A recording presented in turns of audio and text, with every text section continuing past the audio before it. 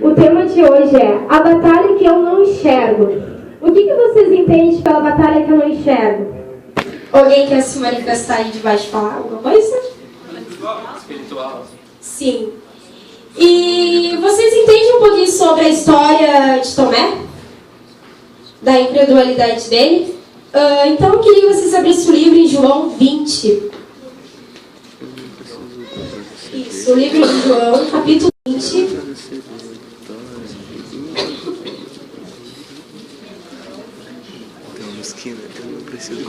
Versículo 19 ao 29. Para receber vitória. Saí aqui no vídeo. Todos acharam? Amém. Diz assim, ó. Chegada, pois, a tarde daquele dia, primeiro da semana, cerradas as portas onde os discípulos, com medo dos judeus, se tinham ajuntado. Chegou Jesus, pôs-se no meio e disse-lhe: Pai seja convosco. 20. E dizendo isso, mostrou-lhe as mãos ao lado da sorte. Os discípulos se alegraram, vendo o Senhor. Disse-lhes, pois, Jesus, outra vez: Paz seja convosco. Assim como o Pai me enviou, também eu vos envio a vós. E havendo dito isso, assoprou sobre eles e disse-lhe: Recebi o Espírito Santo. 23. Aquele que perdoaste, com os pecados lhes são perdoados, e aqueles que os que o retirardes lhes serão retidos. Ora, Tomé, um dos 12 chamado de Dimo, não estava com eles quando veio Jesus. E disse-lhe, pois os outros discípulos: Vimos o Senhor. Mas ele disse-lhe: Se eu não vir o sinal dos cravos em suas mãos, e não puser o dedo no lugar dos cravos, e não puser a minha mão no seu lado, de maneira nenhuma eu creio. Digam misericórdia. Aqui o Tomé, a gente vai continuar lendo aqui, Tomé, ele não estava junto com os discípulos. Aconteceu uma ocasião ali que ele teve que sair, ele não estava junto com os discípulos, que aconteceu. Então Tomé, ele teve que primeiro ver para depois crer. Só que o certo, muitas vezes, a gente precisa crer primeiro para depois ver. A nossa fé é movida como? A gente não vê, mas a gente acredita que vai acontecer. Certo? Então ali Tomé foi um caso que aconteceu com ele, que no momento ele não estava. Então ele, naquele momento, ele não acreditou. É muito fácil eu chegar para alguém e dizer assim: Meu, Jesus ressuscitou, apareceu para mim e disse isso. Peraí, Jesus ressuscitou? Naquele tempo. Ele não acreditou, porque ele sempre estava ali com os 12, ele sempre estava ali com todos. E foi uma ocasião que aconteceu que ele não estava ali.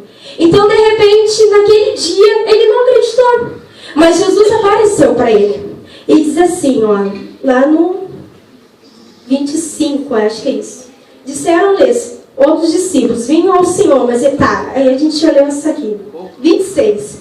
E 8 dias depois estavam outra vez os seus discípulos, dentro com eles, Tomé. Chegou Jesus estando as portas fechadas, e apresentou-se no meio e disse: Pai seja convosco. Depois disso, Tomé, põe aqui o teu dedo e vê as minhas mãos. Chega a tua mão e põe no meu lado, e não sejas incrédulos, mas crente. Tomé respondeu e disse-lhe: Senhor meu, é Deus meu. E disse-lhe Jesus: Por que me vistes, Tomé, e crestes bem-aventurado, os que não viram e os que creram? Muitas vezes na nossa vida, a gente precisa primeiro ver para depois crer. Um milagre mesmo. Quando a gente sabe, quando dá no jornal e mostra: a pessoa ressuscitou 2 vezes. Aí tá assim: não, isso não é verdade, isso é mentira. Aí muitas vezes é verdade, porque a fé daquela outra pessoa que estava ali, ela acreditou, ela orou para aquela pessoa ressuscitar. E tem casos que tem pessoas que ressuscitam depois da morte, mas são casos raros, entendeu? E Jesus, ele ressuscitou, só que também não tinha acreditado na hora, ele passou a acreditar depois que ele viu. E muitas vezes na nossa vida a gente aprende a crer, né, só vendo. Então, durante quase toda a história do Evangelho, Tomé foi tido como um homem de pouca fé, medroso, fraco e incrédulo. Afinal, ele foi discípulo que não acreditou na ressurreição de Jesus quando disse: Se eu não vir o sinal dos cravos em suas mãos, e não puser o dedo no lugar dos cravos, e não puser minha mão no seu lado, de maneira nenhuma eu crerei. Vocês podem ver que Tomé falou uma coisa, e quando Jesus apareceu para Tomé, Jesus fez a mesma coisa que Tomé disse. Botou mão com mão, fez tudo aquilo que Tomé falou que só ia crer. E ali naquele momento ele creu. Aquele momento ali ele creu. Mas eu tenho certeza, se o Tomé estivesse junto com os discípulos no dia que Jesus apareceu, ele iria acreditar. Mas ele foi o único que não estava junto. O pior que perder a bênção é perder o abençoador. Por que será que Tomé reagiu assim? Talvez ele tivesse com medo, zelo da palavra. Talvez ele tivesse com medo de estar, talvez, blasfemando. Quem sabe? Naquele momento ninguém sabe. Só Tomé sabe o que ele passou e ele sentiu. Sabemos que essa não era a atitude de Tomé. Ele nunca reagiu assim. Outra passagem que podemos confirmar uma demonstração do tamanho de sua fé é em João 11,16, que diz assim: quando Jesus planejava ir a Betânia por causa da morte de Lázaro, Tomé foi o primeiro a dizer aos outros discípulos: vamos nós também, para morrermos com ele. Somente alguém com muita fé poderia dizer algo assim. Tomé estava com outros discípulos, mas com as portas trancadas. Ou seja, ninguém vai pegar e vai dizer assim: não, vamos lá e vamos morrer com ele. Tomé era um homem de muita fé. Só que foi uma ocasião que aconteceu que ele não estava ali presente para ver aquilo que aconteceu. Mas no momento que ele viu, ele creu, né? E se a gente trazer para o nosso dia, hoje em dia, dar uns exemplos para vocês meio tosquinhos, assim. Se você tem um ficante, os guris, as gurias, quando a gente é do mundo, tem muito ficante lá no mundo, né? E você descobre que aquele seu ficante que você mais gosta ficou com a guria que você mais odeia. Qual é a reação de vocês? Muitas vezes a gente não acredita na hora, diz que é mentira. Diz, não, é mentira, não é verdade. Ele não iria fazer isso comigo, até porque ele sabe que eu gosto dele e sabe que eu não gosto daquela guria. Então, qual vai ser a reação minha? A minha reação não vou acreditar, é mentira. Eu só vou crer como vendo. Eu vou ter que ver se é verdade. E muitas vezes a pessoa acaba indo lá para ver se é verdade e acaba se decepcionando. Alguém avisa, está nos alertando para quê? Para nos mostrar a verdade antes. Olha, ele está lá ficando com outra. Se fosse tu não fica mais com ele, porque ele está ficando com aquela que tu não, é tua inimiga. E nós cristãos não podemos ter inimigos. Digam, misericórdia. Cristão mesmo não tem que ter inimigo, porque o nosso inimigo é o inimigo da nossa alma, é o diabo. Ele sim é o nosso inimigo. Eu não posso ter raiva e nem rancor contra o meu irmão. E se isso aconteceu, de ele ficar com outra menina que eu não gostava talvez, é porque se aparecesse a verdade de Deus, eu ia esperar. E se eu sei esperar, eu não preciso sair ficando com qualquer pessoa. E depois ficar odiando e pegando um papo com as de homem. Ou mulheres pegando, ou homem pegando... Até dois.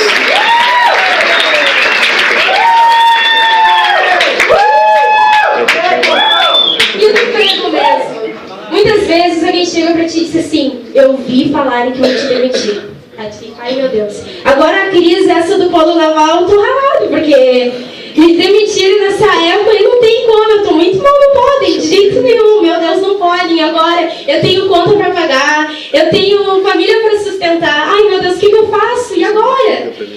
E muitas vezes a gente fica assim, não, isso não é verdade. Aquele ali tá com inveja de mim, ele não tá acreditando que eu vai ter essa capacidade de ficar. Ele, no mínimo, ele falou alguma coisa pro chefe, fez a cabeça do chefe, falou mal de mim. E se a gente revertesse esse caso, o que aconteceria se o teu chefe tem uma promoção para ti, de repente? E sempre, às vezes, quando tem uma promoção, a gente sempre tem um colega de serviço que às vezes é linguarudo. Seria um chefe te dizer, o teu encarregado te dizer uma coisa, e quando o encarregado, o chefe vem e chega para ti te dizer, o que acontece? A pessoa já sabe que vai receber promoção, né?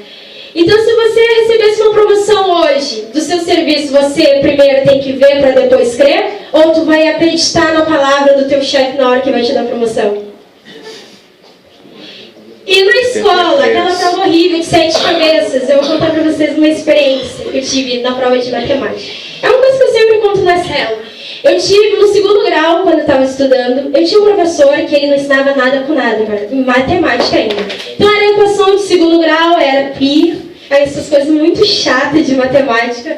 E eu assim, meu Deus, eu não sei nada. Toda a turma rodou E só um nerdzinho que passou lá era uma menina. Eu assim, meu Deus, e agora? E era 5 segundo graus, assim. E na turma, tipo, tava tudo rodado.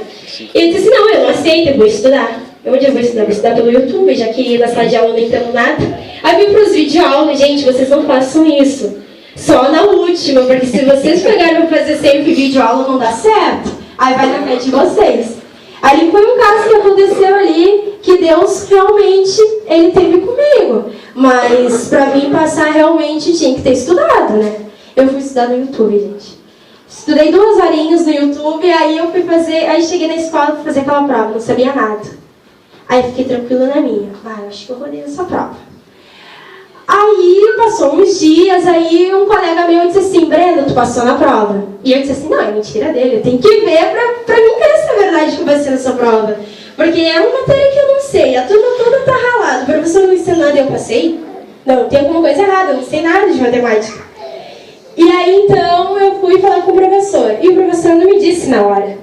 Aí eu, ai meu Deus, e agora? Aí o professor começou a entregar as notas, ele disse assim, vou fazer assim, vou começar a entregar as notas que é CRA, CPA e CSA. Vou começar a entregar os que rodaram, depois vou entregar aqueles que tiraram a nota mais ou menos, e os que passaram, que só passaram 2, eu vou entregar depois. E começou a entregar para um, para outro. E eu, ai meu Deus, não chega nunca a minha vez.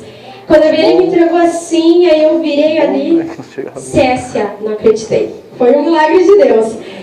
Aí, outro menino que sempre tirou notas boas, resumindo, só passou eu e a nerd da turma. E aí o guri chegou pra mim e disse assim, não acredito, fizesse alguma macumba gospel pra te ter passado. Eu disse pra ele, não, eu não fiz macumba gospel, eu estudei, eu orei, fiz meu jejum, fiz meu propósito com Deus. Eu acreditei, mas eu tenho certeza que se eu mesmo fazer meu propósito, e se eu não conseguisse passar, o erro não é de Deus, o erro é meu. Por que o erro é meu? Porque eu não estudei antes. Se eu estava com dificuldade, o que eu deveria ter feito? Deveria ter ido a uma aula particular, ter procurado o meu professor e tirar minhas dúvidas. Eu não fiz isso. Eu fui estudar 2 horas antes, um dia antes para a prova. Isso é muito errado, gente. Vocês mesmo que querem passar, não deixem para estudar na última hora.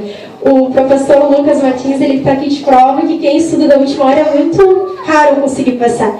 Eu consegui, foi um milagre de Deus. E não fazem isso, pessoal. Mas se vocês tiverem dificuldade, vão para os videoaulas do YouTube.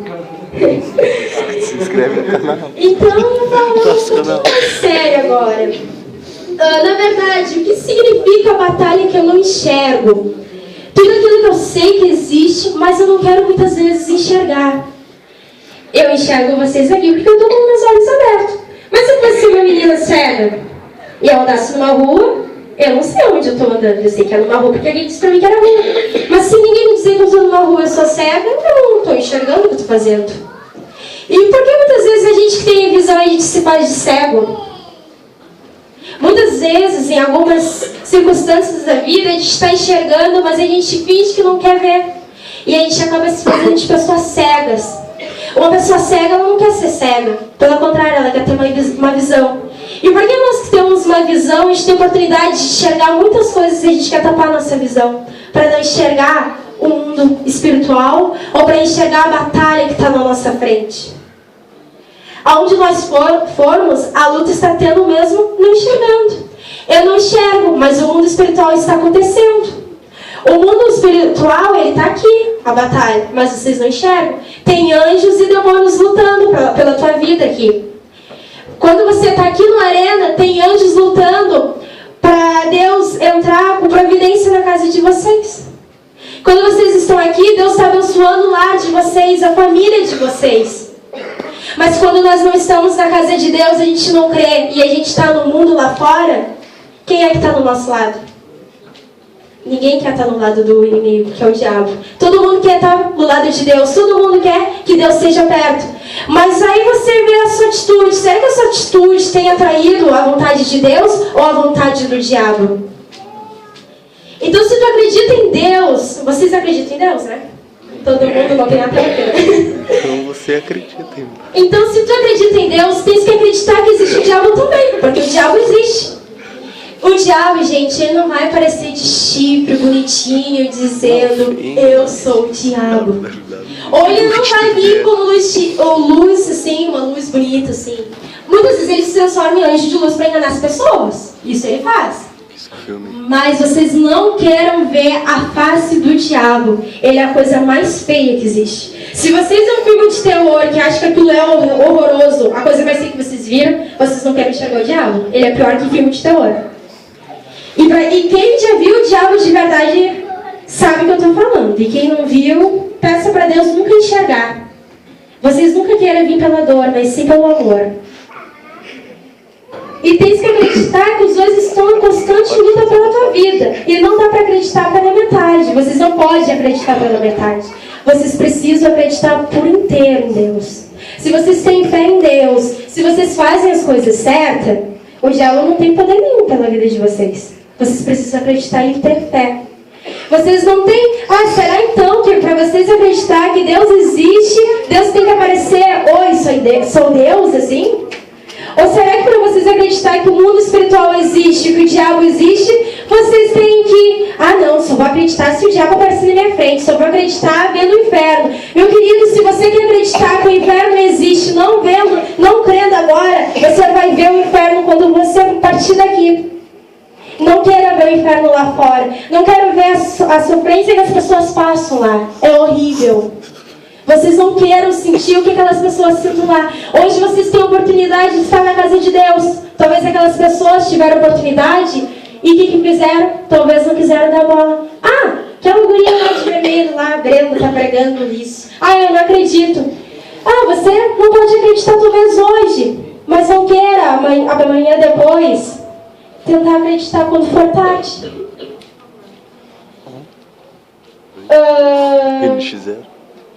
Vocês têm que acreditar em Deus, vocês têm que acreditar que diabo existe, anjos e batalha espiritual existe sim.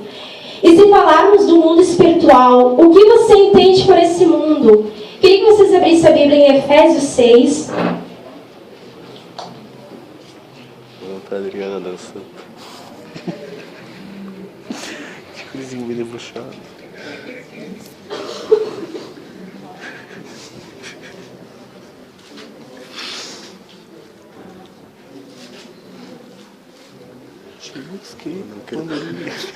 Efésios 6, do 12 ao 18. Todos abriram?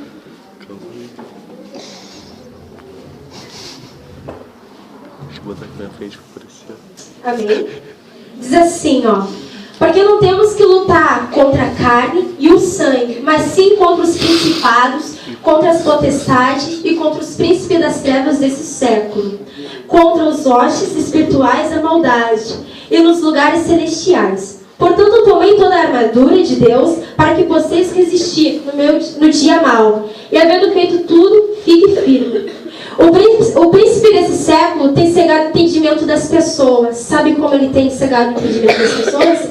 São essas pessoas que às vezes não acreditam o que tu fala. Tu pode dizer assim, Deus fez isso tremendamente na minha vida. E a pessoa diz assim, não, isso aí não é verdade. É um milagre que está na frente. Uma pessoa, ou um médico que faz uma cirurgia, um cardiologista, tira o coração de uma pessoa, coloca no lado, vai ali, faz toda aquela cirurgia e bota de volta. Não é um milagre isso? Homem que é homem não faria isso sem a mão de Deus. Se for dependendo da mão do homem ali, o homem faz tudo que ele possa. Mas o resto ali é Deus que faz. E se for da vontade de Deus que aquela pessoa tem que sobreviver, ela vai sobreviver. Se não for da vontade de Deus, quando o médico estiver fazendo cirurgia, ela não vai aguentar. Então, tem muitas pessoas que precisam, às vezes acontecem esses milagres e elas falam, não, quem fez esse milagre foi os médicos. Não, querido, quem fez esse milagre foi Deus. Deus trouxe os médicos, Deus deu esse poder na mão dos médicos, mas os médicos dos médicos, o rei deles é Deus. Vocês têm que entender que se você tem uma enfermidade ou qualquer outra coisa, vocês têm que orar e repreender, que é Deus que cura vocês. Amém? E qual dos dois lados vocês têm estado? Qual é o reino que você serve? O reino de Deus ou o reino do diabo? Se você serve o reino de Deus, você está no caminho certo. Mas se você está no caminho do diabo, servindo o reino dele, não é o caminho certo.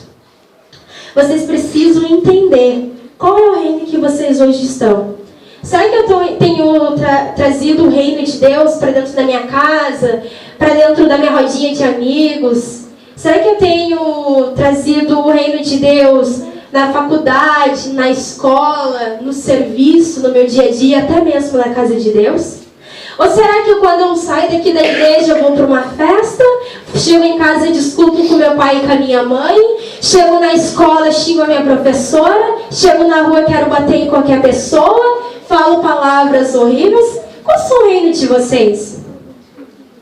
Eu quero dizer para vocês bem sério isso, pessoal. Não é uma coisa de dar risada, não.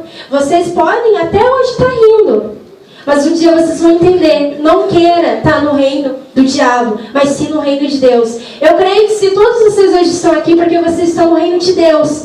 E é isso que Deus se alegra. E Deus, o que Deus quer que vocês façam? Que vocês saiam hoje daqui e pregam o amor dele lá fora. Ele quer que vocês mostrem qual é o reino que vocês têm servido hoje. Eu sei que vocês têm servido o reino de Deus, mas falar que eu estou servindo é uma coisa, mas mostrar minha atitude é outra. Não adianta dizer, oh Deus, porque eu sou isso, sou aquilo, para o Ednardo. Mas as minhas atitudes não são assim. O Ednardo só vai acreditar em mim e ver se eu estou falando a verdade pelas minhas atitudes. Bom, a Brenda na igreja, ela é assim, em casa ela é assim.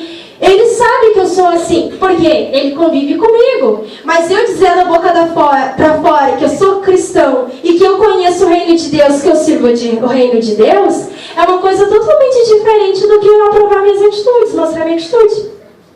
As atitudes de vocês, será que estão certas? Será que vocês têm feito coisa certa que agrada o coração de Deus? Então eu vou fazer uma dinâmica com vocês.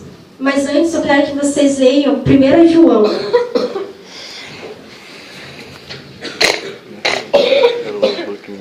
João é bem ali no finalzinho, pessoal. Ela falou que... Depois de Pedro, 1 João. Ah, não viu a do Yuri. Ai, você perdeu o foco. 1 João. 1 Pedro. João. 1 João 5, o capítulo 1, versículos 5 ao 7. Todos acharam? Amém. Diz assim, pessoal. E essa é a mensagem que dele ouvimos e vós anunciamos que Deus é luz e não há nele treva nenhuma. Se dissermos que temos comunhão com ele, andarmos em trevas, mentimos e não praticamos a verdade. Mas se andarmos na luz como ele na luz está, temos comunhão uns com os outros. E o sangue de Jesus Cristo é o seu Filho, nos purifica de todo pecado. Amém? Amém. Então assim, pessoal, eu quero que apaguem todas as luzes lá de trás. Eu quero que alguém pague o Data Show pra mim. Alguém paga pra mim? Data Show. Paga, né? Como é que apaga isso? Só o... Marquinhos, liga pra mim todas as luzes. O botãozinho vermelho do controle.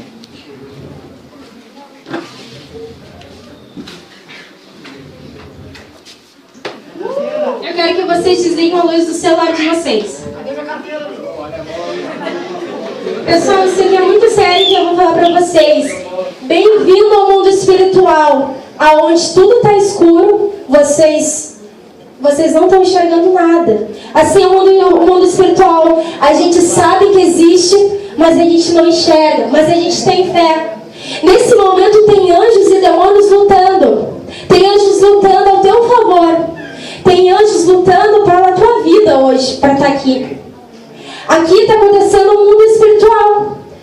Vocês estão vendo tudo escuro, ninguém está vendo luz nenhuma. Não sei se vocês conseguem me enxergar, porque está tudo escuro. Consigo. Eu vou dizer o seguinte para vocês, pessoal. É muito sério. Ninguém gosta de estar no escuro. Eu tenho uma luz aqui. Essa luz aqui representa a luz de Deus. E a luz de Deus não pode estar no escuro. Certo? Nós somos luz. E se nós somos luz, a gente tem que ser luz no mundo lá fora. Se você é luz, você está sentado aqui, você tem que ser luz lá nas trevas. Onde vocês passar, sair daqui, eu quero que a minha luz incomode as pessoas lá fora. Se vocês têm esse objetivo, eu quero incomodar as pessoas com a minha luz, vocês têm que sair com esse pensamento hoje daqui. Eu quero sair daqui, as pessoas verem a luz de Deus na minha vida. Eu não quero que as pessoas olhem para mim e vejam treva na minha vida. Vocês não querem isso não. Vocês têm que querer a luz de Deus. A luz de Deus é muito importante. Todos hoje querem a luz de Deus, certo? Eu quero que vocês pegam o celular de vocês, fazem assim. Pessoal, vocês são a luz de Deus. Vocês são muito importantes. Vocês agora estão enxergando. Por que vocês estão enxergando? Porque vocês estão vendo. Então é assim, pessoal. Vocês têm que entender. Vocês têm que entender que primeiro precisamos crer para depois ver. A partir do momento que a gente crê que Deus existe, se você crê que Deus existe, as melhores coisas que Deus pode dar para vocês, Deus vai dar. No momento que você crê que as coisas vão acontecer conforme a vontade de Deus, Deus vai fazer grandes coisas na vida de vocês. Mas no momento que vocês querem primeiro ver para depois crer, as coisas não vão acontecer no tempo de vocês. As coisas só acontecem no tempo de Deus. E se vocês querem ser essa luz, que vai ser o mundo lá fora, e que as pessoas vão ver a luz de vocês e vão dizer, eu quero essa luz também para mim. Eu quero essa luz para mim. Eu vou ler para vocês um pedacinho, né, de uma frase assim, ó.